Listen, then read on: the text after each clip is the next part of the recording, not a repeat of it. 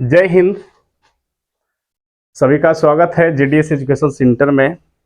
Class 10th वाले बच्चों के लिए 5 नंबर का इम्पोर्टेंट क्वेश्चन है जो इस बार अंदाजा है कि चला आएगा। आज हम लोग पढ़ते हैं आहार नाली या पाचन तंत्र मनुष्य का पाचन तंत्र के बारे में आराम से सबसे पहले फोटो बनाने के लिए समझेंगे और बनाने के बाद उसको वर्णन करेंगे। और जैसे ही आप फोटो बना लेंगे आपको 2 नंबर हो जाएगा। फोटो को दर्शा लेंगे 3 नंबर मिल जाएगा। और फोटो के बारे में वर्णन कर देते हैं तो आपको 5 नंबर पूरे पूरे मिल जाएगा। सबसे पहले मेरे साथ बने रहिए और देखिए फोटो कैसे बनता है। तो सबसे पहले एक चेहरा बना लेंगे। यहाँ देखिए इस प्रकार से शुरू करेंगे। सबसे पहले हम लोग चेहरा बना लेंगे और उसके बाद उसको दर्शाएंगे। तो यहाँ देख लो, ये एक आदमी का चेहरा हो गया।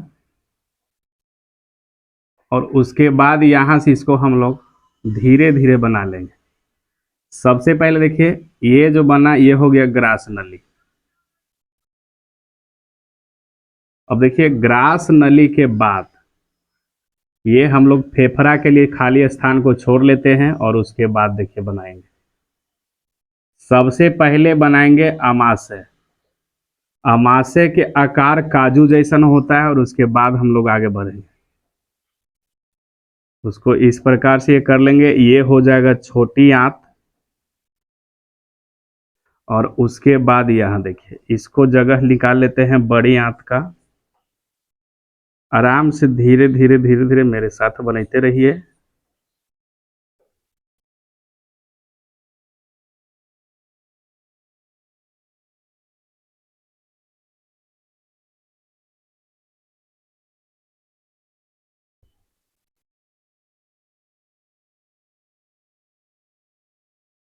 यहाँ जो इस प्रकार से बना इसको अपेंडिक्स कहेंगे।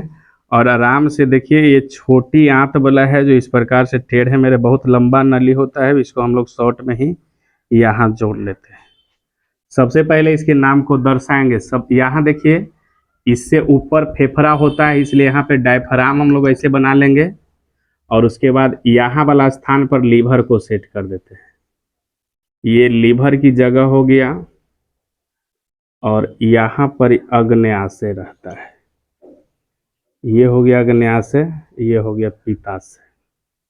अब देखिए इसको थोड़ा सा और चेहरा को बना लेते हैं, साफ साफ दिखे, लगे कि आदमी का चेहरा है।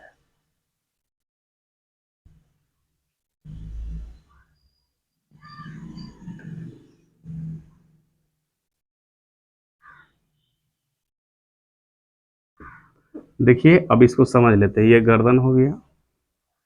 सबसे पहले पूरे को नाम लिख लेंगे। ये मुंह हो जाएगा जिसको मुख कहते हैं। और मुख के भीतर की खाली स्थान इसको मुख गुहा कहेंगे, तो इसलिए इसको गुहा, मुख गुहा हो गया। और उसके बाद देखिए इसके पीछे यहाँ पे ये होता है लैरिक्स। और ये हो गया ग्रास नली, ग्रास नली। और यहाँ की भाग हो गया ग्रसनी। और उसके बाद शुरू होता है ग्रास नली का पूरा एरिया। और उसके बाद यहाँ वाला हो गया अमाशय, अमाशय। और ये है यकृत जिसको लीवर कहते हैं। और उसके बाद होता है छोटी आंत। और ये है बड़ी आंत।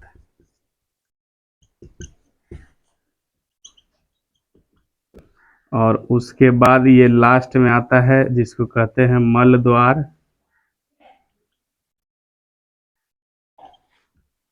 और यहाँ है अपेंडिक्स। देखिए अब इसको हम लोग क्रिया विधि को वर्णन कर लेते हैं। सबसे पहले देखो कि ये हो गया मुख।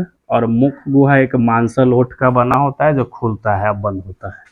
जैसे यहाँ देखिए भोजन यहाँ पर ही आया, तो भोजन डालने के बाद इसमें जो है चबाया जाएगा और दांत उसको कुचर कुचर के छोटा करेगा। और उसी के साथ पीछे बगल में लगा हुआ है लैरिक्स जो अपना अनाधुन लार निकालते रहता है, जो भोजन में मिल करके उसको मुलायम करता है। और नीचे ग्रास नली में आसानी से जाने के लिए उसको मुलायम और चिकना करता है। आराम से यहाँ देखिए कि जब ये लार यहाँ देगा और दांत कुचर कुचर के इसको महीन करेगा और तब यहाँ ग्रसनी से इसको नीचे ढकेला जाएगा। अब देखिए कि ग्रसनी से जब ढकेला जाएगा तो ये है ग्रास नली, ये इस प्रकार से फूलेगा पचकेगा और ऐसे ढकेल करके इसको नीचे की ओर भेजेगा। तो यहाँ फूलेगा और पचके की क्रिया जो होगा उसको हम लोग कहते हैं कर्माकुचन। जब पूर्ण रूप से कर्माकुचन हो जाता है तब भोजन का कोई भी टुकड़ा जो है आसानी से अमाशय में पहुंच जाता है। अब अमाशय को देख लीजिए, अमाशय के भीतरी भाग में होता है जठर ग्रंथि जो जठर रस देता है। तो सबसे पहले देख लो ये अमाशय है और अमाशय की लंबाई जो होता है 30 सेंटीमीटर होता है और इसका चौड़ाई जो होता है ये 10 सेंटीमीटर होता है। तो 10 सेंटीमीटर चौड़ाई और 30 सेंटीमीटर लंबाई वाला जगह पर सेट है जठर ग्रंथि जो जठर रस देता है, जिससे क्या होता है कि भोजन को कटिंग किया जाता है। और यहीं पे लगा हुआ है यकृत जो भोजन के पाचन के लिए बहुत सारा एंजाइम छोड़ता है। जैसे पित्ताशय है तो पित्ताशय से पित्तरस को लेकर के इसमें डालेगा, यहाँ से बिलोरीन भी देगा, यूरिया भी देगा और सब मिल करके भोजन को क्या करेगा कि पूर्ण रूप से इसको कुतर कुतर के एकदम मथ देगा और मथ करके क्रीम जो होता है उसको बाहर कर देगा। अब देखो भोज्य पदार्थ से पूर्ण रूप से पाचन होगा, यानी कि भोज्य पदार्थ से पोषक तत्व को बाहर निकाला जाएगा और जैसे ही बाहर जब निकलने लगेगा तो इस प्रकार से इसके सतह पर पोषक तत्व तैरने लगेगा और जब बाहर निकल जाएगा तो इसको अमाशय से ड्यूडेनम के बाहर, ड्यूडेनम के रास्ते छोटी आंत में भेज दिया जाएगा और छोटी आंत के गलियारों में इस प्रकार से लगा हुआ है उंगली जैसी संरचना जिसको कहते हैं बिलाई।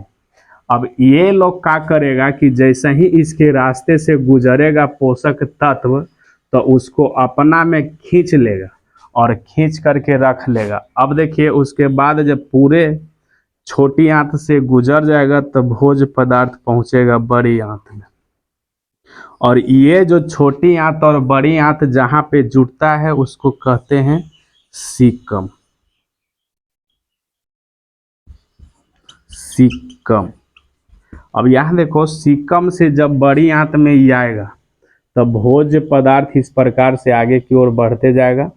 अब बड़ी आंत में जो क्षुद्र आंत लगा हुआ है वो इंतजार में सिर्फ यही रहता है कि छोटी आंत से कोई भी अगर पोषक तत्व बच गया है तो उसको हम बाहर नहीं जाने देंगे और आराम से अपना में अवशोषित कर लेंगे। तो ये सिर्फ इंतजार में रहता है जो बचा हुआ है छोटी आंत से उसको अपना में अवशोषित कर लेगा और बाकी जो भी अपशिष्ट बच गया उसको एकदम मलाशय में भेज देगा जहाँ जमा हो और उसके बाद उत्सर्जन क्रिया द्वारा इसको बाहर निकाल दिया जाएगा और यही क्रिया निरंतर चलते रहेगा। ये हो गया पाचन क्रिया। अब देखिए कि होता कैसे है। तो यहाँ पहले सबसे पहले देखो मुंह से लेकर के ये मल द्वार तक इसको कहते हैं आहार नाल और आहार नाल की लंबाई जो होता है, आहार नाल की लंबाई होता है 8 से 10 मीटर और इसको फीट में बदलेंगे तो 30 से 32 फीट हो जाएगा। अब देखिए यही 32 फीट की पूरे रास्ता में पाचन क्रिया कंप्लीट होता है। तो यहाँ देखो जब यहाँ भोजन को चबाया जाता है तो चबाने के दरमियान जो है लैरिक्स अपना लार देता है और लार देने में उस लार्वा में एमाइलेज और टाइलिन होता है।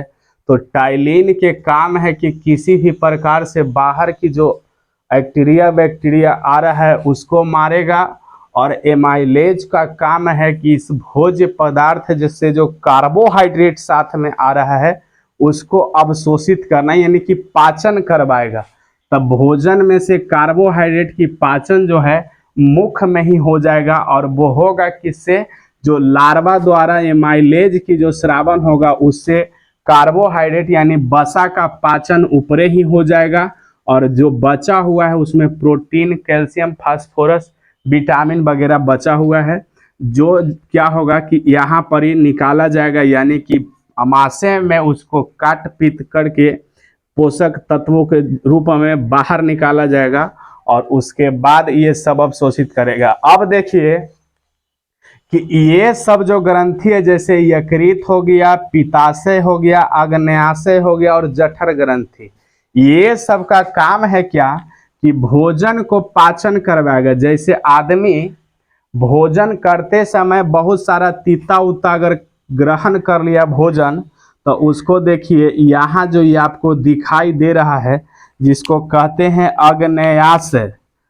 अब देखो आग्नेयाशय द्वारा,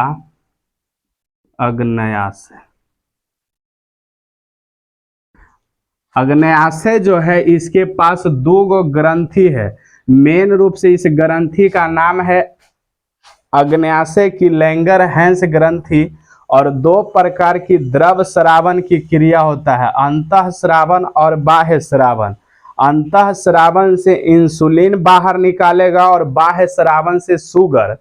तो जैसे ही आदमी तीता उता ज्यादा खाना खा लेगा तो ये क्या करेगा कि शुगर स्रावित करेगा, चीनी, और इसको देगा, आराम से कहेगा कि जा करके अमाशय में जाओ, और अमाशय में जा करके जो लवण की मात्रा यानी कि तीता उता जो बढ़ रहा है ओकरा जा करके संतुलित करेगा कि रे ये अपना जो भी पावर है उसको कम करो, और ये जा करके अपना मात्रा बढ़ा देगा तो आदमी कितना हो तीता खैले रहेगा तो उसको कंट्रोल कर लेगा। कभी कभी होता है कि आदमी लगातार एकदम मीठा उठा खाना खा रहा है तो ये इसका शरीर में जो होगा शुगर की मात्रा बढ़ने को रोकने के लिए आग्नेयाशय की जो ग्रंथि है वो इंसुलिन देगा, और इंसुलिन जाकर के इसका शुगर के मात्रा को कम करेगा, और इस प्रकार से ये क्या करेगा कि संतुलन बना करके रख ले रहेगा। उसके बाद देखिए कि यहाँ पे पित्ताशय है जो अपना पितरस यकृत को देता है, और यकृत जो है अमाशय में भेज देता है। अब देखिए कि जैसे आदमी बहुत सारा अम्ल की मात्रा या जो कुछ भी खा लेगा उसको पित्ताशय जो है जा करके कंट्रोल करेगा। एकदम कड़वा इसका पदार्थ होता है पितरस, जो जा करके सभी को कंट्रोल करेगा, और तब जा करके पूरा शरीर संतुलन में रहेगा। उसके बाद देखिए यकृत जो है यूरिया देता है, और यूरिया के काम होता है ऐसे भी किसी पदार्थ को गला देना। तो यहाँ से जब ये यूरिया भोजन में देगा तो भोज्य पदार्थ को गला देगा, और गलने से कहा कि पोषक तत्व बाहर आने में आसानी होगा, जल्दी होगा। और इसी कारण से देखिए कि जब भी कभी किसी का लीवर खराब या यकृत खराब होता है तब भोजन के पाचन सही से ना होता है और आदमी की समस्या हो जाता है खाइत रहिए और जाइत रहिए, क्योंकि ये सही से काम करने में सक्षम नहीं होता है। उसके बाद देखिए ये बिलुरीन देता है, और बिलुरीन का काम है भोजन के पाचन में जो पचे हुए जो पदार्थ है जिसको अपशिष्ट कहते हैं उसके साथ मिल करके रहना। अब बिलुरीन जो है पचे हुए भोज्य पदार्थ के अपशिष्ट को क्या करता है, रंग को पीला करता है। जब बिलुरीन यहाँ से मीडियम स्रावित होगा तो सब संतुलन में रहेगा, थोड़ा सा और ज्यादा देगा तो ज्यादा पीला हो जाएगा, और यही थोड़ा सा और ज्यादा दे देगा तो शरीर भी पीला हो जाएगा, आंख भी पीला हो जाएगा, और इस समस्या को कहा जाएगा कि व्यक्ति को जॉन्डिस हो गया है। तो बिलुरीन को भी संतुलित रखना एकदम जरूरी होता है, नहीं तो आदमी को हमेशा जॉन्डिस होते रहेगा। अब देखिए इस प्रकार से आप फोटो बना दीजिए, और फोटो बना करके दर्शा करके, और ये जितना सारा कुछ पॉइंट लिखा हुआ है इसके बारे में आप अगर लिख देते हैं तो आपका पूरे 5 नंबर मिल जाएगा। जय हिंद। हम विदा लेते हैं अपना वीडियो से।